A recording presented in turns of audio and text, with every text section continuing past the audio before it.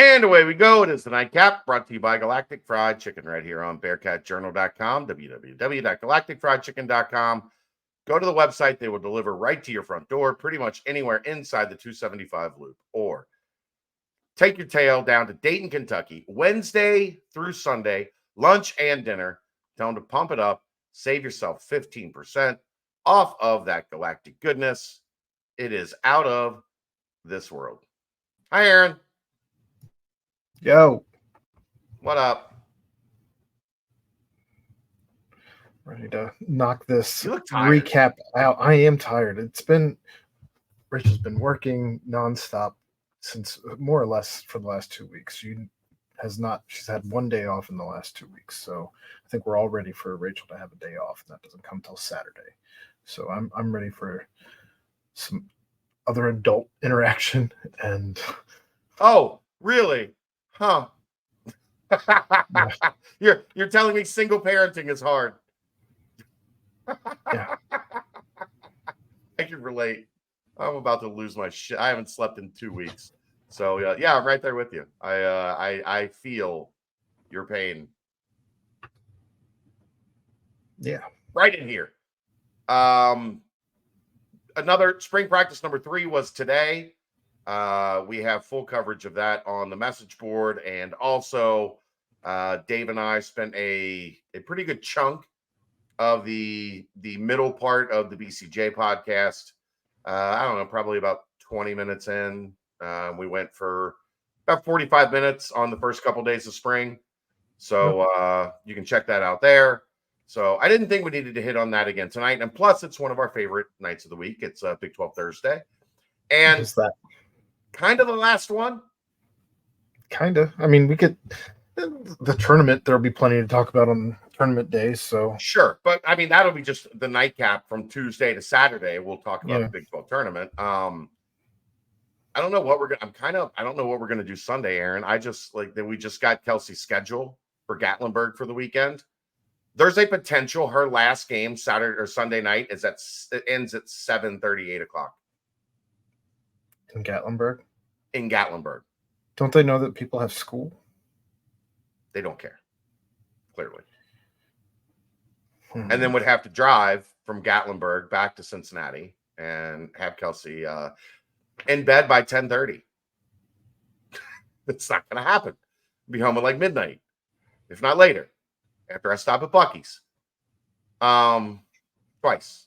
There's one in Gatlinburg. There's one in Richmond. We might get 4 or 5 Buc-ee stops out of this weekend. We'll see how it goes.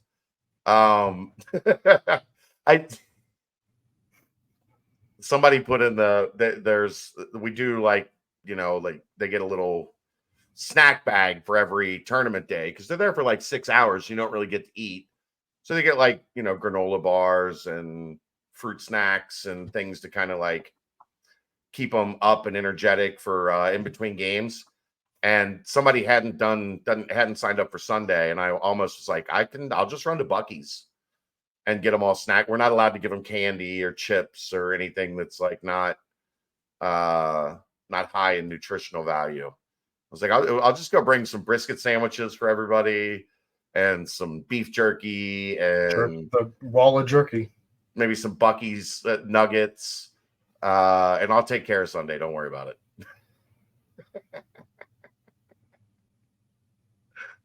All right, let's get to the week in the Big 12. Monday, Texas jumps out big. Looks like they are controlling the game, and then a major situation for the Big 12 tournament. Dylan Disu goes down with a apparent knee injury. I have not seen any reporting on that since Monday. No, I was kind of watching that game after we got done with the show, largely because I had caught a bet boost for Duke and Baylor to cover by more than Duke and Baylor parlay to cover by 10, and the last minute 3 by Texas just screwed all of that. In garbage time, you're down 10 or 11 or whatever it was, and just they hit it was stupid. But Yeah, I didn't catch anything going on with Disu since that game, so I'm in the same boat as you. But Texas kind of crumbled the minute They Disu did. went out of the game. That again, they're weird because honestly, like Texas is a team that, if Disu's healthy, could win the Big 12 tournament because Yeah. they have 2 star type guys Smith that can had get hot for 33. 4 or 5 days. Yeah. We don't have Cincinnati doesn't have a player that could score 33 if they They wanted struggle to. to get 2 players to score 33 in any given game. They also don't have a player that could play 38 minutes. So Texas in control. Baylor jumps all over them basically the minute that Disu goes out. And I mean, they cruised through the final 8-9 minutes or whatever that was. They win 93-85. They score 53 points in the second half, erase an 8-point halftime deficit. Bridges was awesome, 32 and 9. Monster game.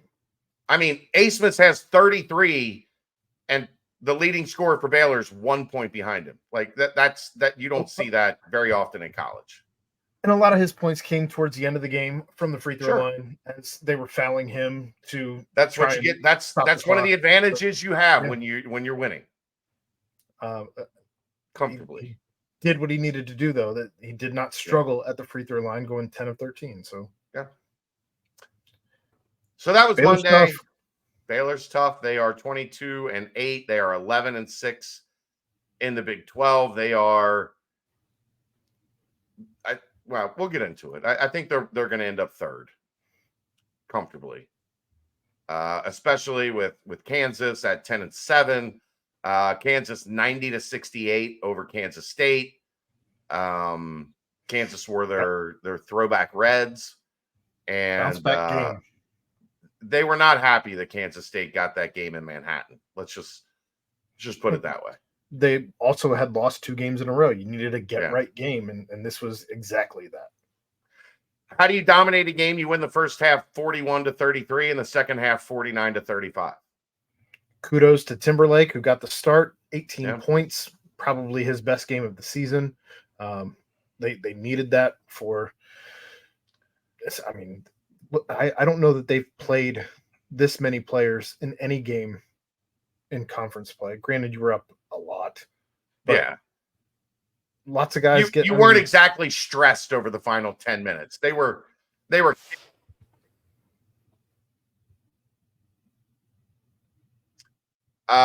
Dickinson 15 points, 20 rebounds, 5 blocks. It's a pretty good day at the ball yard. Pretty good day at the ball. 5 of 16 from the field isn't great, but yeah. Kansas 10 and 7 in conference play. Kansas State 7 and 10, and they've got Iowa State to end the season. Essentially, tournament-wise, Big 12 tournament-wise, if Cincinnati beats West Virginia and Kansas State loses to Iowa State, Cincinnati would be the 10 seed. If not, Cincinnati would be the 11 seed. If either of those things don't happen, you need both to happen. Cincinnati would be the 11 seed and play on Tuesday. If they get the 10 seed, they would play on Wednesday. You want the 10 seed. And potentially play Texas, but it's so screwy with how many variables there are going into Saturday. Regardless, you want the 10 seed. Bad. Getting an extra win over Oklahoma State is not going to do you any good. Getting an extra day off will do you plenty. Speaking of Oklahoma State, one of the most Oklahoma State games ever. They're down 38-17 to Texas Tech at halftime. They win the second half 41-37. They still lose 75-58. What a season it's been for Oklahoma State, all over the place. Yeah. They've still been fun to watch, although the wheels kind of came off here towards the end of the season. They got that Cincinnati win, and that was kind of like the peak of they had a good 3-week stretch. They hit that Cincinnati win, and then the air came out of the balloon. Biggest thing here, though, is Pop Isaac's back. 7 of 11, 19 points, 5 assists, 4 rebounds. Not a bad day for him. he is also one of those guys that could get hot in a conference tournament and just drive you crazy because he's on the screen for 3 days or whatever. Just having announcers heap massive praise all over him. And I know how much you're a Pop Isaacs fan. I'm not that. Terrible human. And then Wednesday, UCF made it interesting at least. But Houston pulls away 67-59. Houston wins the Big 12 regular season in their first year in the league. 14-3, 27-3 overall. But Aaron, given the news earlier this week for Houston, I don't know that I'm comfortable picking them past the Sweet 16. If you didn't hear, Joseph Tugler, who was losing their freshman, pretty much their only big off the bench at this point due to injury, he is out for the rest of the season. He had a stress fracture.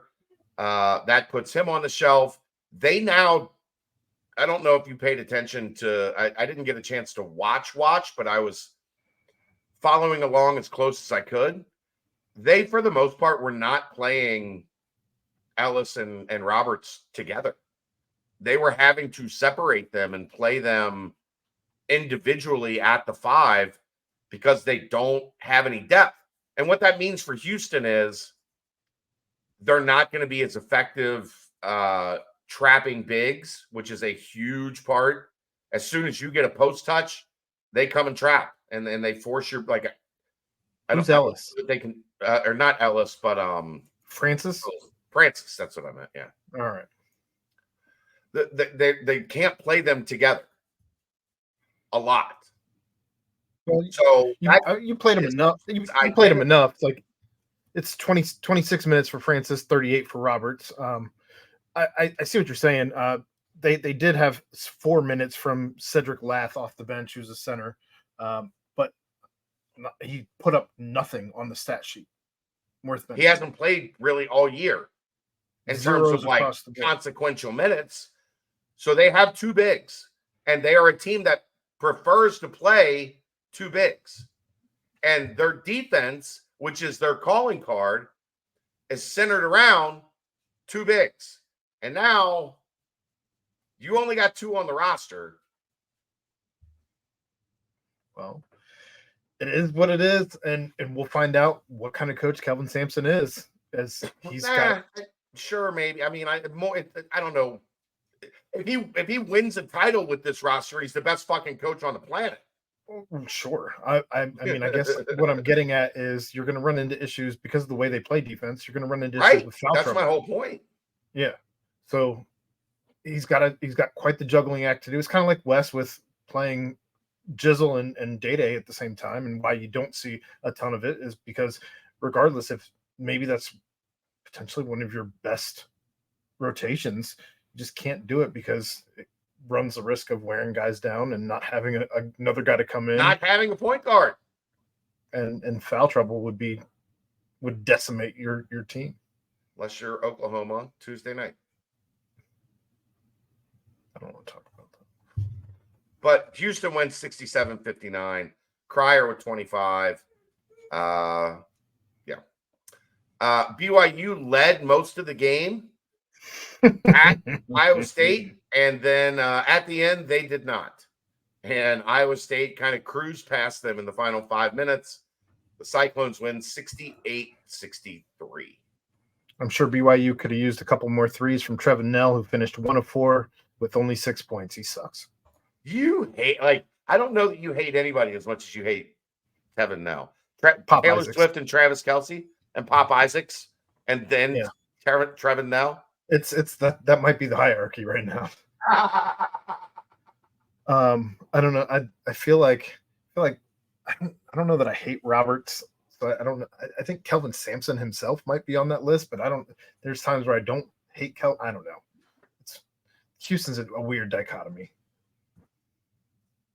But yeah, I mean, I want to hate Kelvin Sampson, but I can't. It's a weird thing, right? He's just a great coach, man.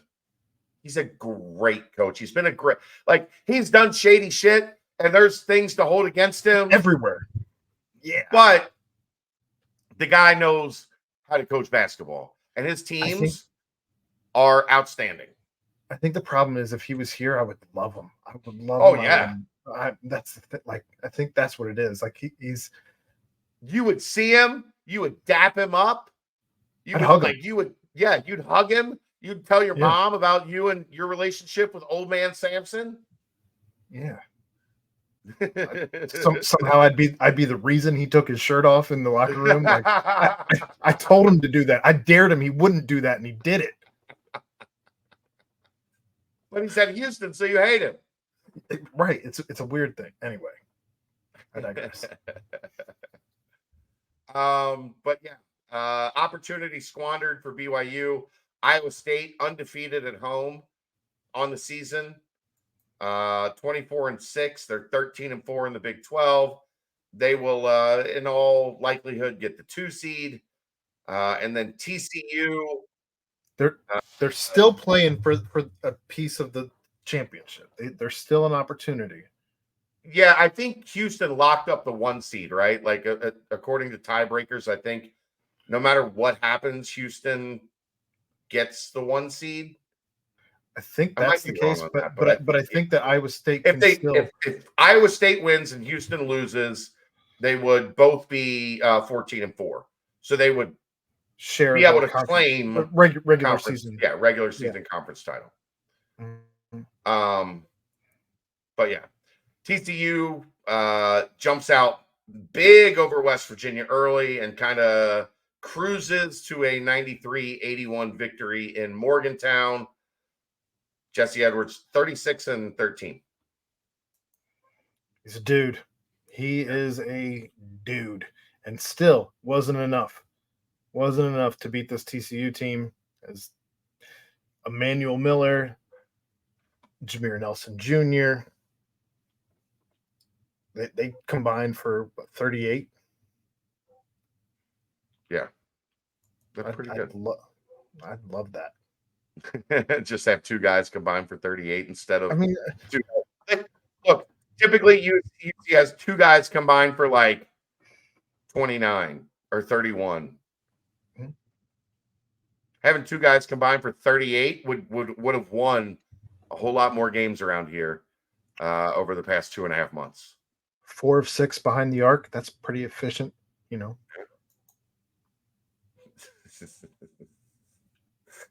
Oh. All right, let's get to Saturday and get the hell out of here. Iowa State at Kansas. The final Red River shootout. At Kansas State. They're at Kansas State. Sorry, Iowa State at Kansas State. I was looking ahead. Oklahoma, Texas playing in the Big 12 for the final time.